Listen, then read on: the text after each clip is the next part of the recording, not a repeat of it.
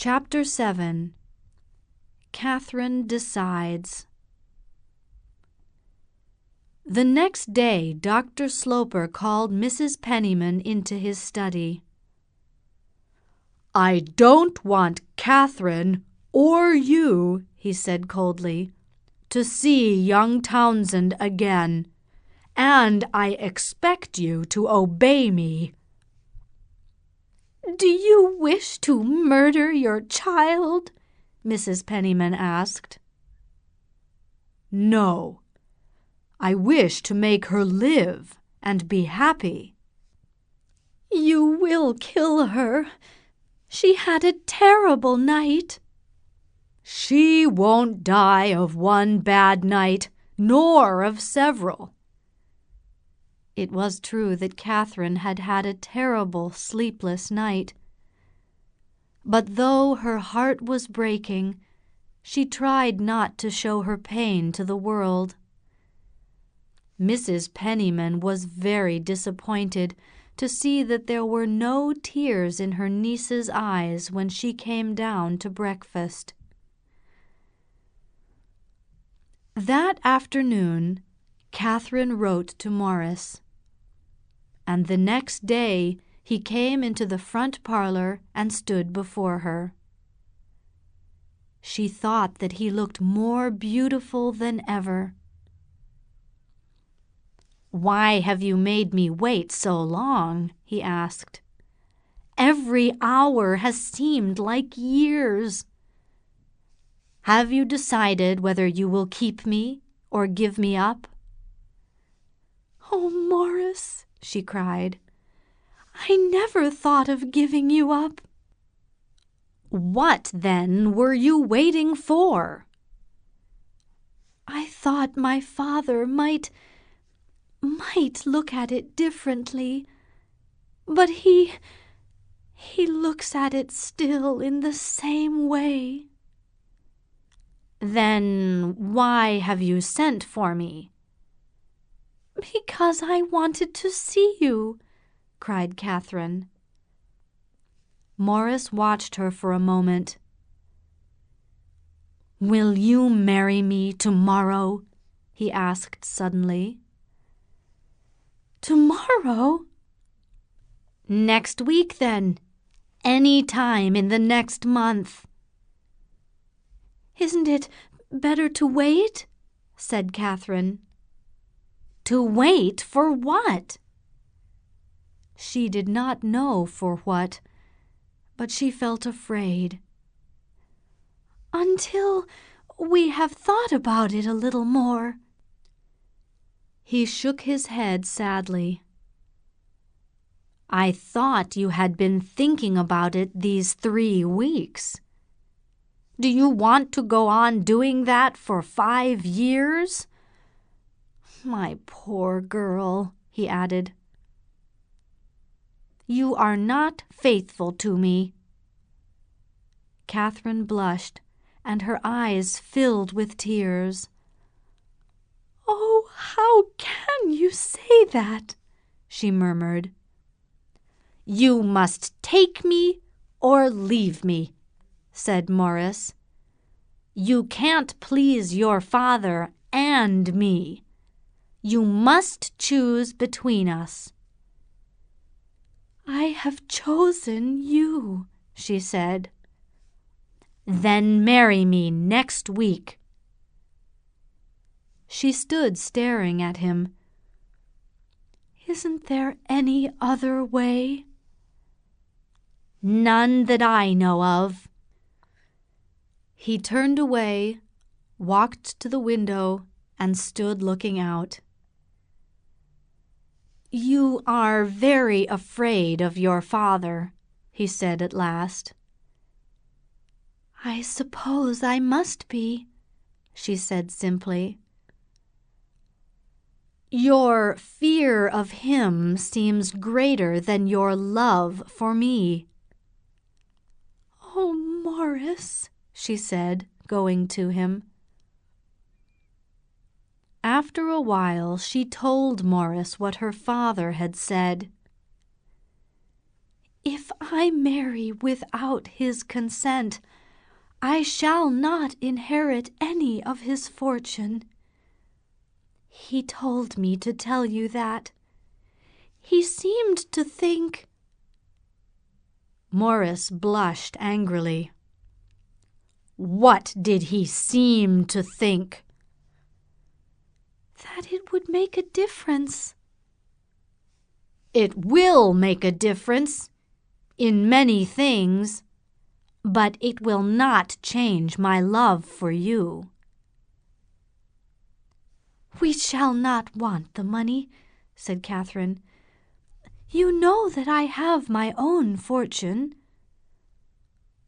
Morris was silent for a while. Do you think that he will be cruel to you forever? That he will never change his mind about disinheriting you? "If I marry you, he will think I am not good." Then he will never forgive you," cried Morris. Catherine suddenly felt lonely and afraid. "Oh, Morris," she cried, putting her head on his shoulder, "you must love me very much. I will marry you as soon as you want." My dear, good girl," he cried, looking down at her. She had given him her promise, but he was not quite sure what he would do with it. For about a week, life in Washington Square continued much as before, and Dr. Sloper waited to see what would happen. He told his sister Elizabeth that he had never expected Catherine to give him so much excitement. "It is not very kind of you," said Mrs. Almond, "to find amusement in your daughter's situation." "I will take her to Europe," said the doctor, "to give her some new ideas." "She won't forget him in Europe." "He will forget her then." Mrs. Almond looked serious. "Would you really like that?" "Extremely," said the doctor. Mrs. Penniman, meanwhile, arranged another secret meeting with Morris Townsend outside a church. She had been a little alarmed by her brother's coldness towards her. "I think you should wait for a while before you marry," she told Morris. "Wait until my brother is less angry." The young man was very annoyed. "Last week you advised me to marry immediately," he said. "Catherine has already agreed to this, so what can I do?" "Catherine loves you so much that you can do anything," said Mrs. Penniman. "You can change your plans this way or that way, and she will not be upset with you." Morris looked at her, but said nothing, and soon after that they parted. Catherine, of course, knew nothing of her aunt's meeting with Morris, and she had not spoken to her father since the evening she went to see him in his study. At last, however, she told him that she had seen Morris Townsend again. "I think we shall marry before very long," she said. The doctor looked at her coldly from head to foot. "Why do you tell me that? It is of no interest to me." Catherine turned away for a moment. There were tears in her eyes. "Oh, Father," she cried, "don't you care?" Not at all. Once you marry, it is the same to me when or where or why you do it. But the next day he spoke to her in a different way. Are you going to marry in the next 4 or 5 months? "I don't know, Father," said Catherine. "It is not very easy for us to decide." Wait, then, for 6 months, and meanwhile I will take you to Europe. I would very much like you to go." This sign of her father's interest in her gave Catherine great happiness. "It would be delightful to go to Europe," she said. But her happiness soon disappeared when she realized that she would not see Morris for several months. Mrs. Penniman was not invited, and she understood very well why the doctor had made this plan. "He thinks the journey will make you forget Morris," she told her niece. Catherine could not decide whether to obey her father's wishes or not. She wrote to Morris and asked him to meet her in the square. They met the next day, and during a long walk she told him about her father's invitation. "He thinks I will forget you," said Catherine. Well, my dear, perhaps you will. There are so many exciting things to see in Europe." "Please don't say that," Catherine answered gently. "I am not interested in seeing Europe." "You should go," said Morris. "It will please your father, and perhaps he will forgive you and change his mind about disinheriting you." "And not get married for so long?"